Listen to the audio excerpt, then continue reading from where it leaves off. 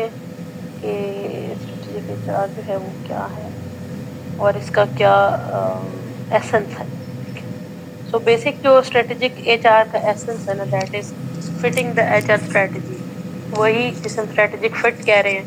और strategic recipe हमने कही है कि 4 इंग्रेडिएंट्स होते हैं strategic ingredients: vision, strategy and objectives. उन चारों का आपस में फिटनेस होना, that is basically strategic HRM. और जब हम ऑब्जेक्टिव्स की बात करते हैं तो मैंने आपको जो आर्टिकल दिया हाई परफॉर्मेंस वर्क सिस्टम वाला, उसमें ये बॉक्सल एंड पर्सल का एक मॉडल था जो लास्ट टाइम क्लास में भी डिस्कस कर रहे थे। अगर आपके सामने पड़ा है तो वो निकाल लें, उसको देख लें एक दफा। उसमें starting with the management philosophy and starting with the management philosophy would guide practices, then HR practices guide होंगी, फिर उससे एम्प्लॉय की मोटिवेशन के ऊपर इम्पैक्ट होगा, उसके बाद employ outcomes and organizational outcomes achieve होंगे। तो ये भी स्ट्रेटेजिक एचआरएम भी बेसिकली इसी चीज को एंडोर्स करती है कि ऑर्गेनाइजेशन की फिलॉसफी जो है ना वो गाइड करेगी एचआर क्या हो। सो अब आगे देखते हैं, ये तो थोड़ा सा इसका बैकग्राउंड ही है सिंपली स्ट्रेटेजिक एचआरएम। अब यहाँ पे पीपल स्ट्रेटेजी से मुराद है एचआर की स्ट्रेटेजीज। जब हम स्ट्रेटेजिक एचआर को डिटेल में पढ़ते हैं ना, या एज ए सब्जेक्ट पढ़ते हैं, जब हमारा टोटली फोकस स्ट्रेटेजिक एचआर पे होता है, तो फिर हम इसके साथ साथ जो है एक एक टॉपिक पढ़ते जाते हैं। जैसे कि हम उसमें कहते हैं रिक्रूटमेंट स्ट्रेटेजी क्या होगी, परफॉर्मेंस स्ट्रेटेजी क्या होगी, ह्यूमन कैपिटल मैनेजमेंट स्ट्रेटेजी क्या होगी, अच्छा इसके अलावा एम्प्लॉय प्लानिंग स्ट्रेटेजी क्या होगी, कॉम्पनसेशन की स्ट्रेटेजी क्या होगी, फिर इसके अलावा डिजिटल स्ट्रेटेजी क्या होगी, ग्रोथ स्ट्रेटेजी क्या होगी, चेंज स्ट्रेटेजी क्या होगी।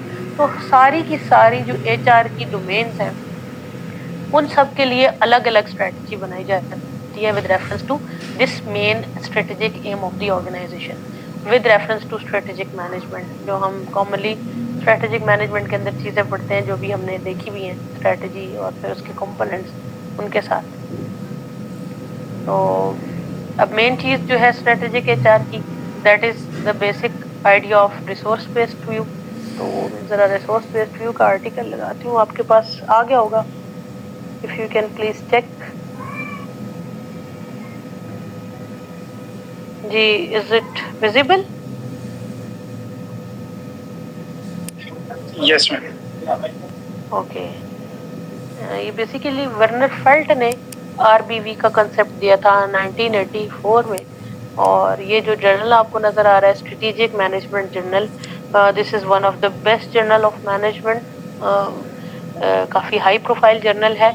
इसमें से आपको आर्टिकल्स जब भी मिलेंगे तो वो ब्रॉड नेचर के होंगे, स्ट्रेटजी की नेचर के होंगे, एचआर सिस्टम, आर्किटेक्चर, तो वो सारी चीजें जो हार्ड एचआरएम की फॉर्म की हैं। इसमें सॉफ्ट एचआरएम की फॉर्म की चीजें जो हैं वो आपको बहुत कम मिलेंगी। With comparison to this journal, अगर आपने सॉफ्ट फॉर्म की एचआर की चीजें देखनी है तो वो जर्नल ऑफ ऑर्गेनाइजेशनल बिहेवियर से देखेंगे। अच्छा, स्ट्रेटेजिक मैनेजमेंट जर्नल आरबीवी पढ़ने से पहले हम स्ट्रेटेजिक मैनेजमेंट जर्नल जरा देखते हैं कि इसमें जो मैंने कहा क्या वो सच भी है कि शायद गलत है। तो ये जर्नल है जी विली का। साथ साथ ये दिखाती रहूंगी ताकि जब आप अपना प्रपोजल बनाओ तो आइडिया हो कि कौन कौन से जर्नल्स हमारी फील्ड में चल रहे हैं और उनमें क्या रिसेंट रिसर्च चल रही है। तो हम थोड़ा सा टाइम निकाल के ये चीज जरा साथ देखते हैं। जर्नल एक्सेस करना आता है सबको इसी तरह से? जी मैम। चले गुड, ये तो अच्छी बात है। और इसमें देखें इसका वॉल्यूम 46 चल रहा है, तो तकरीबन ये जो है काफी पुराना है स्ट्रेटेजिक मैनेजमेंट जर्नल। और इसका अगर इम्पैक्ट फैक्टर हम देखें तो मेरे पास शायद JCR पड़ी होगी सामने, ये मैं आपसे भी शेयर कर दूंगी, ये पड़ी है मेरे पास।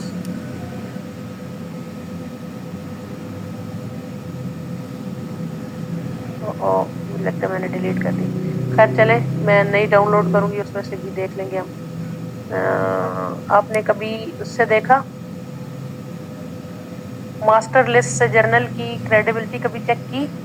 No ma'am. अच्छा, वेब ऑफ साइंस वाली मास्टर जर्नलिस्ट, ये वाला पेज हम खोलते होते हैं, ठीक है, इसको चेक करने के लिए। तो web of science masters journalist, तो यहाँ पे प्रोबेबली सर्चिंग एरिया आएगा, तो उसमें हमने ये सर्चिंग एरिया आ गया, इधर मैंने पेस्ट किया जर्नल का नाम। तो ज़रा देखते हैं कि ये SSCI में रजिस्टर्ड है या ESCI, अभी दोनों का डिफरेंस भी बता देंगे। वेब ऑफ साइंस के अंदर जितने भी जर्नल्स लिस्टेड हैं और वो SSCI हैं, SSCI देखिए, SSCI जर्नल है, नजर आ रहा है आपको?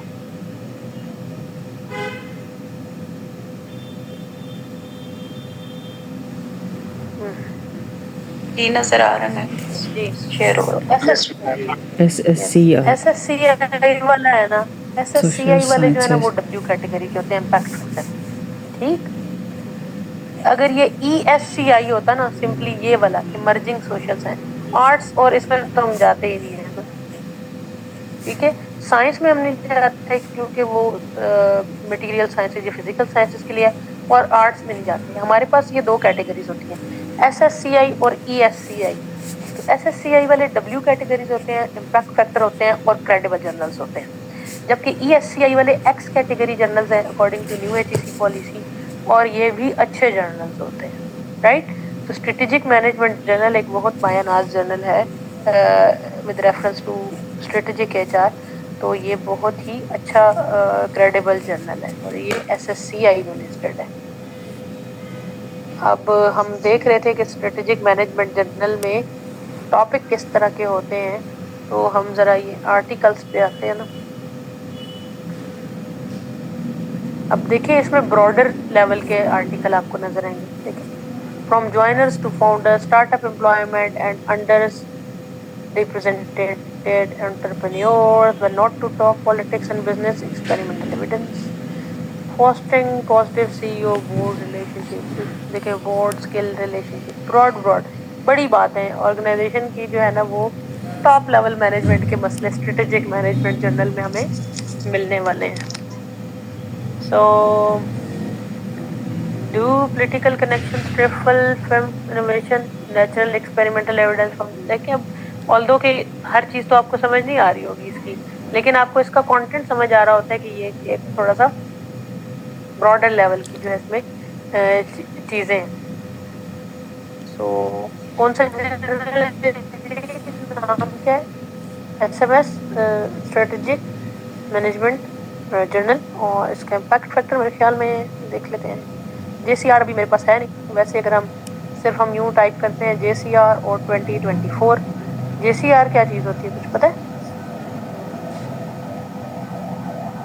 जो ना पता हो पूछे। यूज की हुई है लेकिन मैं याद नहीं आ रहा अपनी किस लिए मैं यूज की थी। अच्छा ये देखें, ये मैंने भी टाइप किया ना JCR, तो लिखा हुआ आ गया JCR 2024 इम्पैक्ट फैक्टर लिस्ट। तो ये अभी जो हमने खोला था ना web of science, web of science के जो है हर साल अपनी एक जर्नल की साइटेशन रिपोर्ट पब्लिश करता है जिसमें उसका इम्पैक्ट फैक्टर लिखा होता है, क्योंकि जो इम्पैक्ट फैक्टर है वो कैलकुलेट ही साइटेशंस पे होता है, ठीक है। एक जर्नल की जितने उसके आर्टिकल्स हैं उस साल में टोटल आर्टिकल्स के साथ हम निकालते हैं कि कितने आर्टिकल्स को रेफर किया गया है। जितनी ज़्यादा उस जर्नल की साइटेशंस होती हैं यानी रेफरेंसेस होते हैं, उतना उसका इम्पैक्ट फैक्टर बढ़ता है। फॉर एग्जांपल कि एक जर्नल है जिसने 100 आर्टिकल एक साल में पब्लिश किए और उसमें से उसके 10 आर्टिकल साइटेड हैं, तो 10 डिवाइडेड बाय 100 हो जाएगा, इम्पैक्ट फैक्टर कितना हो जाएगा सोबिया इसका?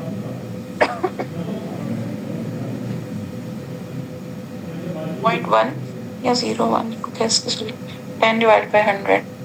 हाँ, पॉइंट तो कितना होगा? 0.1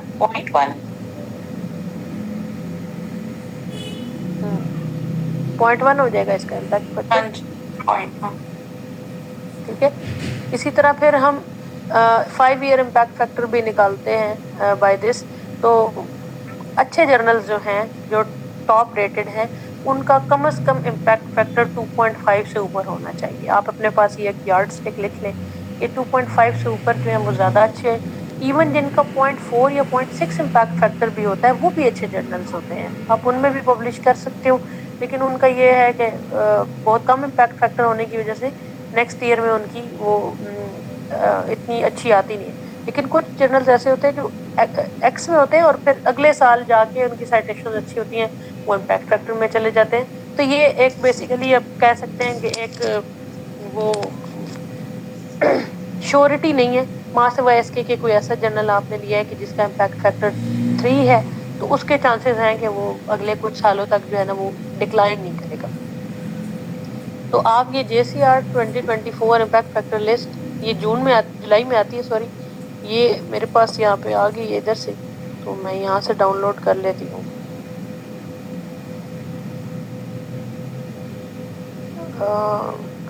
आप भी इसको अपने पास रखें और साथ साथ जर्नल्स को इसमें देखते रहें, ताकि बिल्कुल कोर्स के एंड पे आप इन चीज़ों के जो है ना वो माहिर बन चुके हों।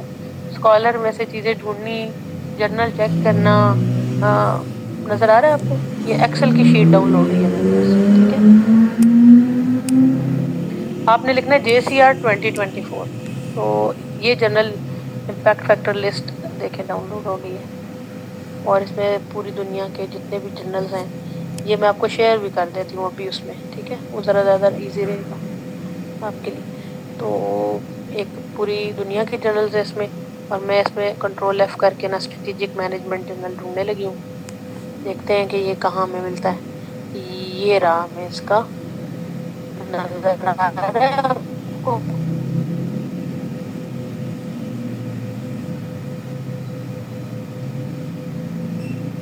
Is it visible? जी मैम। Yes ma'am. जी, अब इसका एब्रीविएटेड नेम, इसका ISSN number, JIF is joint impact factor, ठीक है, और 5 ईयर का इम्पैक्ट फैक्टर देखें इसका कितना है। तो कोशिश करनी है कि इस जर्नल में पब्लिश हो जाए कि 12 इम्पैक्ट फैक्टर है, जो कि बहुत ज्यादा है इस डोमेन का, ठीक है। और Q1 नेक्स्ट टाइम मैं आपको जो है ना वो स्कोपस की बताऊंगी कि स्कोपस जर्नल क्या होते हैं, उसकी क्वार्टाइल क्या है। अभी आज के लिए हमें पता होना चाहिए JCR एक लिस्ट है जो हर साल पब्लिश होती है जुलाई में। उसमें जर्नल्स का पता चलता है कि कौन कौन से जर्नल जो है वो इम्पैक्ट फैक्टर है और उनका इम्पैक्ट फैक्टर कितना है। जैसे इसी में कंट्रोल F करके आप सिर्फ मैनेजमेंट का नाम डालो तो मैनेजमेंट के बहुत सारे जर्नल ये सर्च कर देगा आपको। Find next.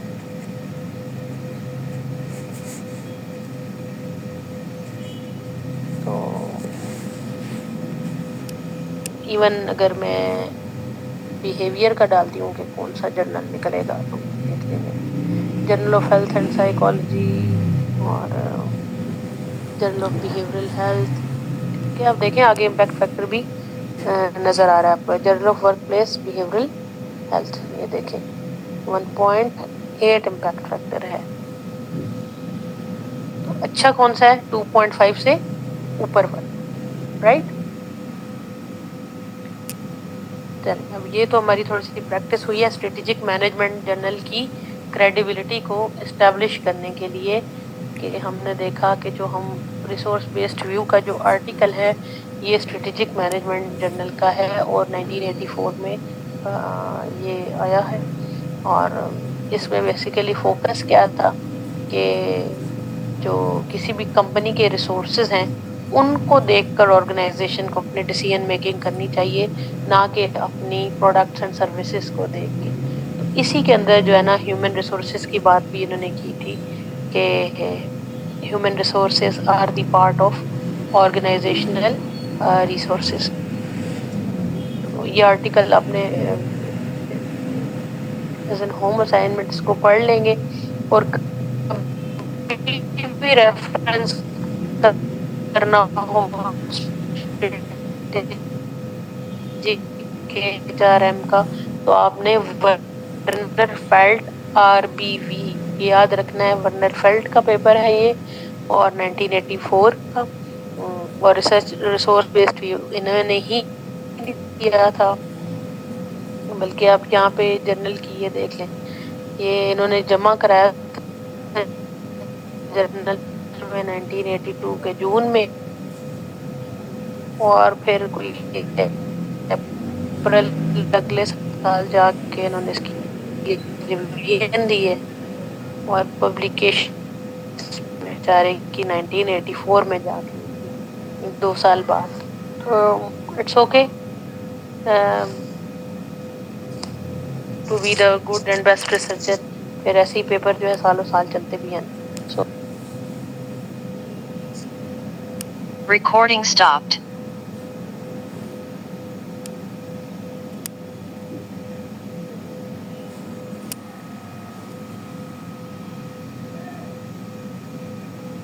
चलते हैं हम।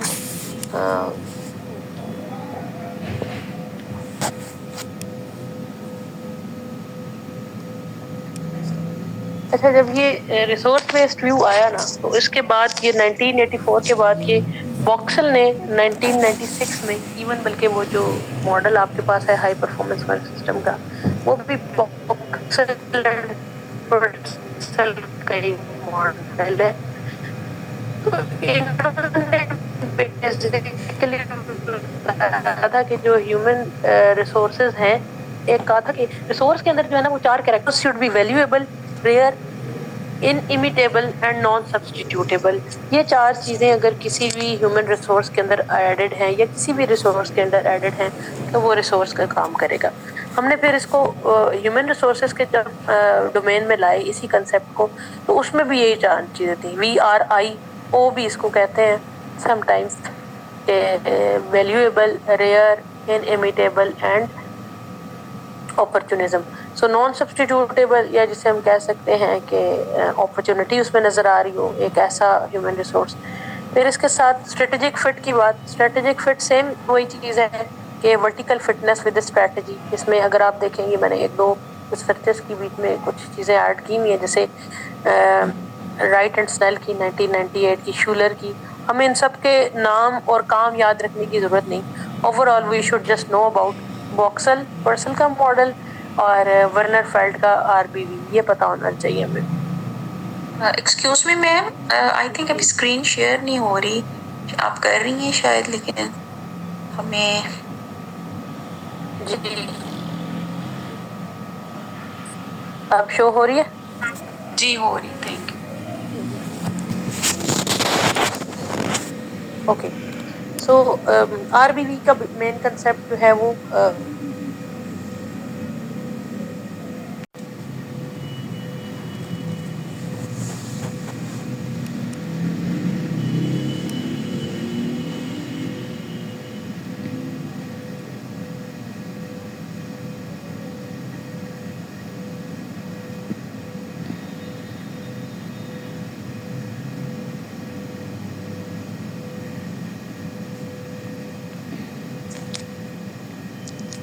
जी स्टूडेंट्स, हम इसमें पर्सपेक्टिव अब देखेंगे HR के, स्ट्रेटेजिक HR के।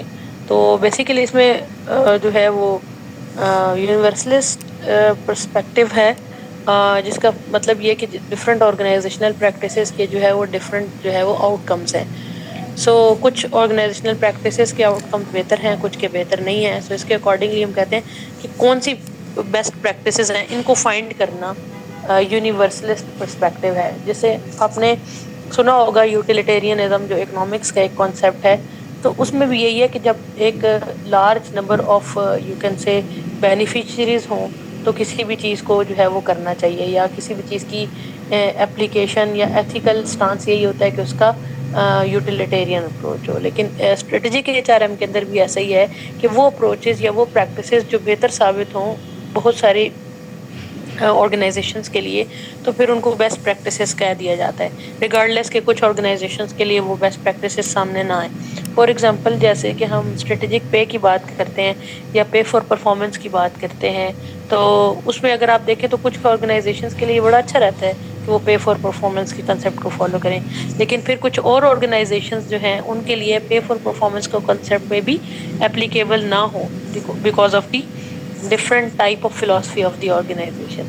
So at large best practices जो हैं वही होंगी जो utilitarian approach को follow करती हैं।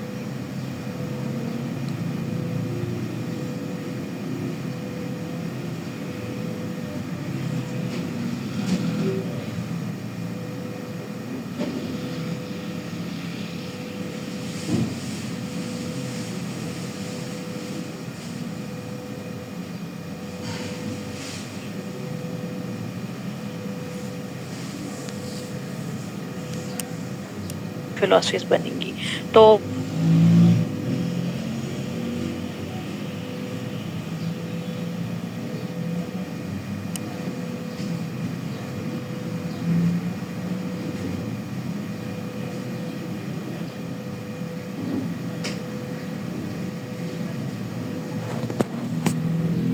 देखते हैं कि कॉजेस और इफेक्ट्स के रिलेशनशिप ऑर्गेनाइजेशन में क्या है, यानी किस टाइप की एचआर प्रैक्टिसेस करेंगे तो उसके आउटकम में किस टाइप के जो है वो आउटकम्स बनेंगे। मेरा कनेक्शन थोड़ा सा अनस्टेबल है, इस वजह से बीच में शायद मेरी आवाज़ कुछ टाइम के लिए चली गई, आई रियलाइज्ड कि आपको आवाज़ नहीं जा रही थी। सो कन्फिगरेशनल पर्सपेक्टिव की बात जब करते हैं तो हम कॉज एंड इफेक्ट रिलेशनशिप्स की बात करते हैं कि कौन कौन से वेरिएबल्स कनेक्टेड हैं किस टाइप के। हम कॉन्फ़िगर करते हैं यानी इस्टेब्लिश करते हैं organizational performance with reference to different types of variables. अच्छा, ये तो 3 हो गए। और assume what the best practices, तो कुछ बेस्ट एचआरएम की जो प्रैक्टिसेस होती हैं वो यूनिवर्सल समझी जाती हैं, यानी वो हर सिचुएशन में जो है ना वो ऐसा आप क्वेश्चनेबल रखते हैं कि क्या ये प्रैक्टिसेस बेस्ट प्रैक्टिसेस भी होंगी कि नहीं।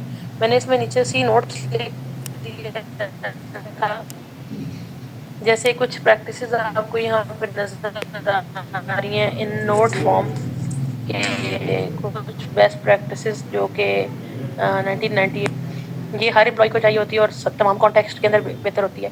सिलेक्टिव हायरिंग हमेशा जो है बेस्ट प्रैक्टिस होगी। सेल्फ मैनेजमेंट टीम्स जो हैं या सेल्फ मैनेज्ड टीम्स जो हैं ये हमेशा जो है वो फ्रूटफुल रहती हैं, एम्प्लॉय से एम्पावरमेंट फील करते हैं।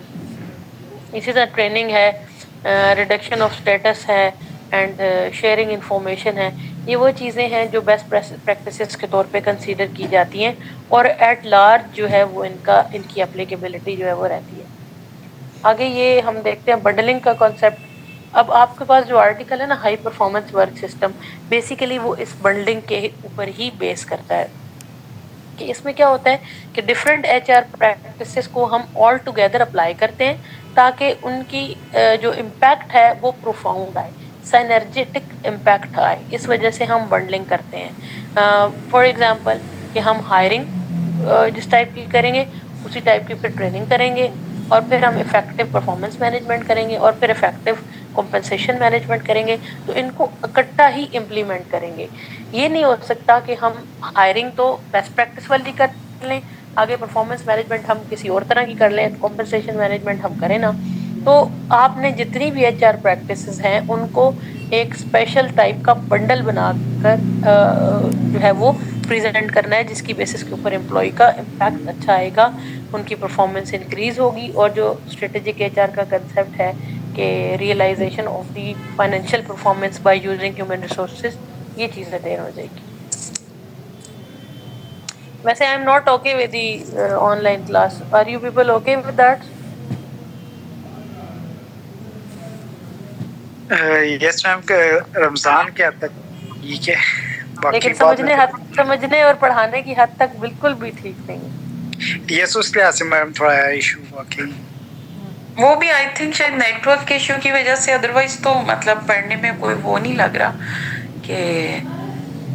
लेकिन मैम अगर वैसे भी रखेंगे ना तो हम लोग पहुंच नहीं पाएंगे, अरसलान भी और मैं भी, क्योंकि वो ऑफिस टाइमिंग्स हमारे और ये ना उसमें फिर वो भी वही हो जाएगा कि हम लेट हो जाया करेंगे। तो हाँ, रमजान की हद तक कर लेते हैं। हाँ जी तो चलिए, एक तो 2 और वीक है, जहाँ 2 वीक्स और हैं हम इसको ये मैम एक जो क्लास है, एक क्लास हमारी वो बाद में मेकअप क्लास में अगर हमारे किसी हाँ वो भी आपने कहा था कि एक आध ऐसे भी कर सकते हैं कि बाद में कर लें अगर नॉर्मल करनी है तो। चले अभी मैं इसको लेक्चर को यहाँ पे स्टॉप लगाती हूँ ना, हम थोड़ा सा प्रैक्टिकल चीज़ें देख लेते हैं जो करने में भी थोड़ी सी इंटरेस्टिंग हो, हम इंटरेक्टिव हो जाए। ठीक है, जैसे अभी हमने स्ट्रेटेजिक मैनेजमेंट जर्नल देखा ना जी ठीक है, इसी तरह दूसरा जो मेन जर्नल इसके लिए यूज़ होता है आपके एचआर की स्टडीज़ के लिए, तो जर्नल ऑफ ऑर्गेनाइजेशनल बिहेवियर। ठीक है, जो अभी आपको मैंने बिहेवियर की असाइनमेंट दी हुई है ना, वो आप इस जर्नल से देखेंगे। और ये किस डाटाबेस का है? विली का है। और ये किसका था? ये भी स्ट्रेटेजिक मैनेजमेंट भी विली का था। तो जर्नल ऑफ ओबी ढूंढते हैं उस लिस्ट में और इसका जरा इम्पैक्ट फैक्टर देखते हैं। मैम स्क्रीन जी जी मैम, स्क्रीन शेयर हो रही है आपको? मैंने तो शेयरिंग वो स्लाइड्स नजर आ रही हैं हमें। है, ये क्यों हैंग हुई हुई? अब बताइएगा, चेंज हुई? जी हो गई। Okay okay. सिंपली मैंने journal of organizational behaviour search की है, और अगर आप इम्पैक्ट फैक्टर में पब्लिश करना चाहते हो तो उसके लिए बेस्ट प्रैक्टिस, मतलब समटाइम्स जो है हमारे भी उस्ताद नहीं बताते होते थे, क्योंकि हम बड़े रिसर्चर ना बन जाए ना कहीं। तो आप ये देखा करें कि कोई भी जर्नल आप देखते हो ना जो W है या अच्छा इम्पैक्ट फैक्टर है, उसको जब वो गूगल में सर्च करते हो साथ ही उसकी कॉल्स आ जाती हैं। तो पहले ना उसकी कॉल्स देख लिया करो ताकि पता चले कि वो अभी किस टाइप की रिसर्च आपसे चाह रही है। फर्ज करो कि इसमें नहीं भी सबमिट करते, लेकिन फिर भी एक आइडिया होता है कि अब ये फ्यूचर अगले साल में ये क्या चाह रहे हैं, किस टाइप के आर्टिकल जो है ना ये जर्नल्स चाहते हैं। तो जर्नल ऑफ ओबी को हम इस लिस्ट में देखते हैं,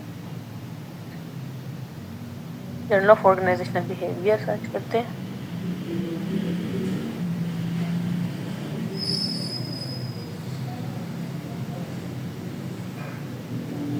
क्या हो गया?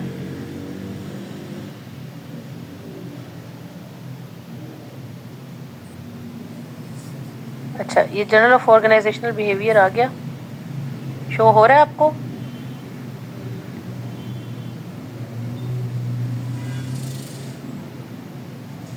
जी मैम हो रहा है। कितना इम्पैक्ट फैक्टर है भाई सादिया इसका? मैम 6.2। है अवेलेबल? Yes ma'am. मैम 6.2। 6.2 6.2 और इसका 5 ईयर इम्पैक्ट फैक्टर देखें 9.2। तो इस चैनल को अगर हम देखते हैं तो हमें को बहुत सारे बिहेवियर्स जो है ना इसके इसमें हमें मिल जाएंगे। रीसेंट आर्टिकल देखें। अब इसमें फोकस बिहेवियर का है, जैसे स्ट्रेटेजिक मैनेजमेंट में एक ब्रॉडर लेवल का फोकस था, यहाँ पे फोकस अब एम्प्लॉय लेवल का होगा। देखिए, I just need to say something, a self determination model of voice. तो सेल्फ डिटर्मिनेशन एक थ्योरी है और ये एक एम्प्लॉय की वॉइस की बात हो रही है। इसी तरह to be safe or not to be safe, a daily exploration of why and when gig workers stay safe under customer demands। अब ये देखें, अभी आप पर्दे वाहिद की बात है हो रही है, उसी के बिहेवियर की, उसी की परसेप्शन की बात हो रही है। The effects of receiving help on internal reporting of unethical behavior, pride in the workplace। अच्छा, ये प्राइड बड़ा अच्छा एक वेरिएबल है। जब भी मैं वेरिएबल का कहूँ ना तो ये लिखे ज़रूर, ताकि आपको पता हो कि ये डिमेंस चल रही है। प्राइड जो है ना ये एक इमोशन है और इसके ऊपर भी बड़ी रिसर्च की जा रही है। सो मैडम ये डिपेंडेंट वेरिएबल तो नहीं लिया जा सकता? प्राइड लिया जा सकता है। अच्छा, अब इसमें हम देख सकते हैं कि ये क्या कह रहा है। मतलब अब ये देखें, अभी का है ना, तो जिस भी आर्टिकल के अंदर ये लिखा हो इंटीग्रेटेड रिव्यू या सिस्टमेटिक लिटरेचर रिव्यू और फिर उसके साथ फ्यूचर रिसर्चेस दी होती हैं, तो ये आर्टिकल, इस तरह का आर्टिकल आपके लिए बड़ा वो इफेक्टिव होता है for making your own business model. जो भी आप रिसर्च मॉडल बनाओगे ना उसके लिए ये बड़ा अच्छा रहता है आपके पास, क्योंकि इसमें उस एक वेरिएबल का, जैसे प्राइड की बात हो रही है, तो प्राइड का तमाम जो है वो अगला पिछला जितना भी इसका डिपेंडेंट वेरिएबल है ना, हर चीज़ सामने आ जाती है। अभी इसमें अगर हम गूगल स्कॉलर में जाते हैं तो मैं लेट्स से के प्राइड के बारे में टाइप करती हूँ और मैं प्राइड के बारे में लिखती हूँ। मैं इसके बहुत सारी स्टडीज़ नहीं पढ़ सकती, मैं चाहती हूँ कि एक स्टडी से ना मुझे प्राइड के बारे में सब कुछ पता चले। तो इस तरह से आप सर्च कर सकते हो, नाम लिखकर, और सर्च करो emerging insight into the nature and function of pride, और आपको यहाँ पे सिस्टमेटिक रिव्यू मिल जाएगा।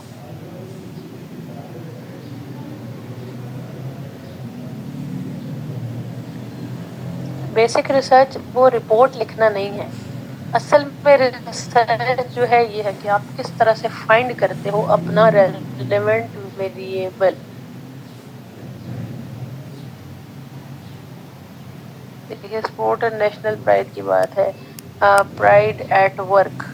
तो ऐसे हम छोटी छोटी सी ऐसी एक्टिविटीज करते रहेंगे इन द क्लास ताकि हमें आइडिया रहे कि हमने कैसे रिसर्च को कंडक्ट करना होता है। ये वाला पेपर वही वाला है, जनरल ऑफ ओबी वाला।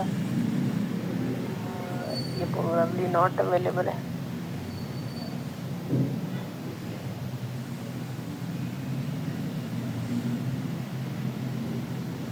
अरसलान आपके लिए तो मुश्किल हो जाएगा टेकअप करना अगर सब कुछ ऑनलाइन रहा तो। नहीं मैम, हो जाएगा इंशाल्लाह।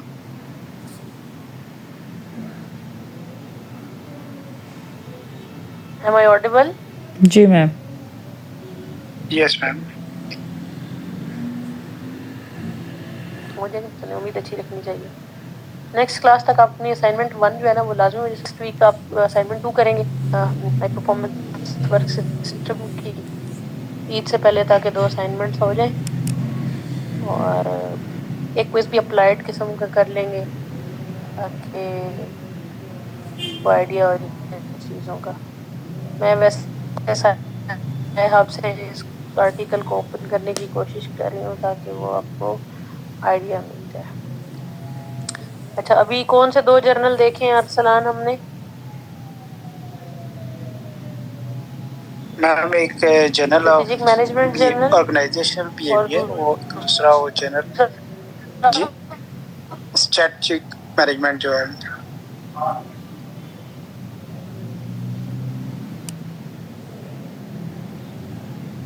जर्नल ऑफ ऑर्गेनाइजेशनल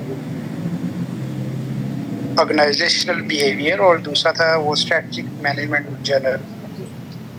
दूसरा स्ट्रेटेजिक मैनेजमेंट जर्नल हमने देखा। ठीक है, इन 2 जर्नल्स के आर्टिकल्स हमने देखे।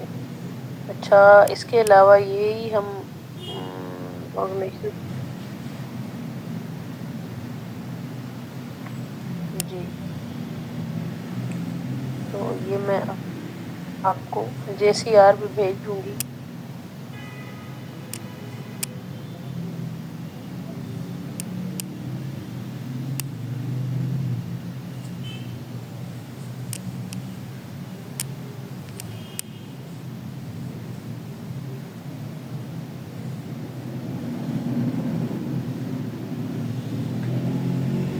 अब आप बिहेवियर के नाम से अगर सर्च करो तो आपको बहुत सारे और बिहेवियर्स के जर्नल मिलेंगे।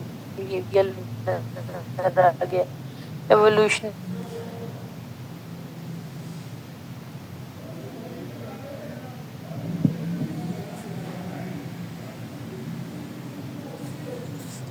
Integrative psychological and behavioural science.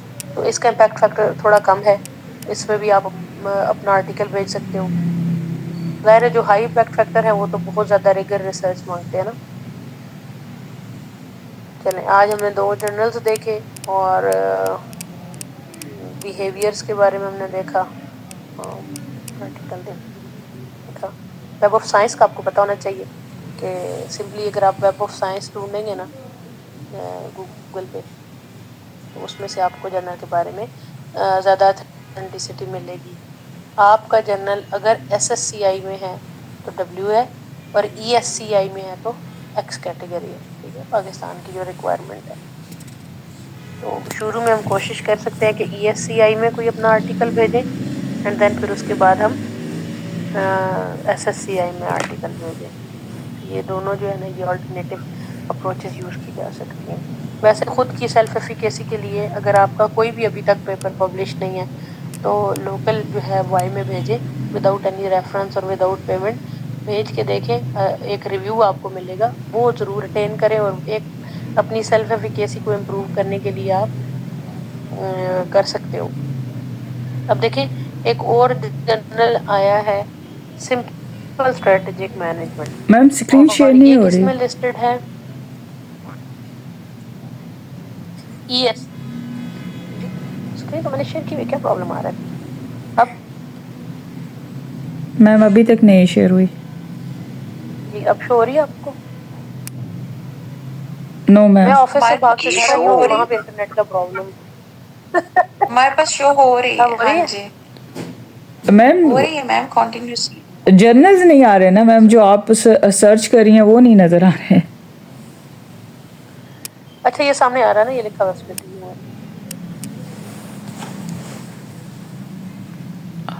अच्छा हमने अच्छा आप आ गए, ठीक है एसएससीआई सही। का है सिंपल, उसी के साथ पॉसिबल सर्चेस आपको नजर आ रही होंगी। स्ट्रेटेजिक मैनेजमेंट, सिंपल इस जर्नल का नाम स्ट्रेटेजिक मैनेजमेंट है और ये ईएससीआई में है। अब आगे देखें, cross cultural and strategic management एक जर्नल है तो एसएससीआई में है। इसी तरह international journal of strategic property management तो एसएससीआई में, तो एसएससीआई वाला डब्ल्यू होगा, ठीक है। इम्पैक्ट फैक्टर है ज्यादातर। Technology analysis and strategic management, और साथ इनके पब्लिशर का नाम भी आ रहा होता है, बड़ा अच्छा रहता है यहाँ से अगर आप देख लें। और इवन अगर हम सिर्फ बिहेवियर का देखते हैं, जो अभी हम देख रहे थे, जर्नल ऑफ ऑर्गेनाइजेशनल बिहेवियर शायद हम देख रहे थे ना, होगी। इधर उधर भागने से बेहतर है ना कि जर्नल ऑफ ओबी की रीसेंट स्टडीज की फ्यूचर कॉल्स देखें और उससे फिर हम इस्टेब्लिश करें अपनी रिसर्च को। तो बहुत ही अच्छी अप्रोच है और उसके लिए आपको फ्यूचर कॉल्स भी मिलेंगी। देखिए जर्नल ऑफ ओबी एसएससीआई में लिस्टेड है और फिर बिहेवियर से रिलेटेड बात अब तो शो हो रही है ना स्क्रीन। जी मैम। हाँ, तो अब इसी से रिलेटेड बिहेवियर से रिलेटेड जो जर्नल्स हैं, journal of organizational behaviour management, अब ये भी देखें एसएससीआई में। और journal of behaviour and human decision process, ये भी बड़ा अच्छा जर्नल है एसएससीआई में। ये भी annual review of organizational psychology and behaviour, ये भी एसएससीआई में। अब जब आपने अपने किसी वेरिएबल को पढ़ना है ना, तो कोशिश किया करें कि इन्हीं अच्छे जर्नल्स से पढ़ें। ये मैं आपको इसलिए प्रैक्टिस करा रही हूँ कि जब आप गूगल स्कॉलर से कुछ भी सर्च करोगे ना, तो किसी एक्स वाई जी जर्नल की चीज नहीं लें, उससे हमें कोई फायदा। जैसे अभी हम बिहेवियर सर्च कर रहे थे तो वहां पे डीवी में एक जगह इंटेंशन भी बढ़ी हुई थी, जबकि हमने तो कहा है कि ज्यादातर डीवी जो है वो बिहेवियर होने चाहिए। तो कुछ ऐसे जर्नल्स होते हैं जिनके अंदर पेपर्स तो पब्लिश्ड हैं लेकिन वो इतने अथेंटिक नहीं होते, तो ये बहुत ही अथेंटिक सोर्सेज हैं।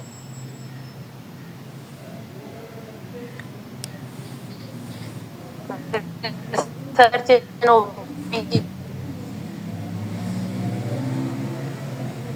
इसी तरह ये रिविस्टा वाला जर्नल, ये भी बड़ा अच्छा है देखिए। और बिहेवियर जेनेटिक्स, अब ये यहाँ से सिचुएशन इसकी जो है ना वो थोड़ी सी चेंज होती है विद रेफरेंस टू साइंस। अब ये सोशल साइंस से हटके साइंस पे चले गए, तो जो केमिस्ट्री फिजिक्स इनमें चले जाएंगे। तो सिंपली सोशल साइंस वाले जितने भी आ रहे हैं ऊपर, जितने सोशल साइंस वाले आपको नजर आ रहे हैं, वो स्पीड से तो नहीं मैं इसको scroll. So are you catching up? Yes, ma'am. Yes ma'am. जी मैम।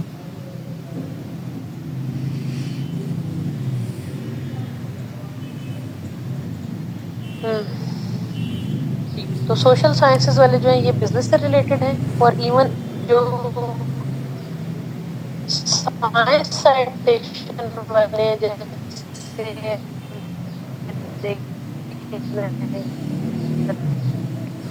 नीचे में जाता है तो ये एग्रेसिव बिहेवियर, तो ये वाला दोनों में लिस्टेड है।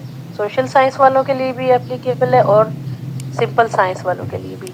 इसी तरह बिहेवियर जाए ब्रेन साइंस का है, तो साइंस वाले इसमें नहीं पब्लिश कर सकते।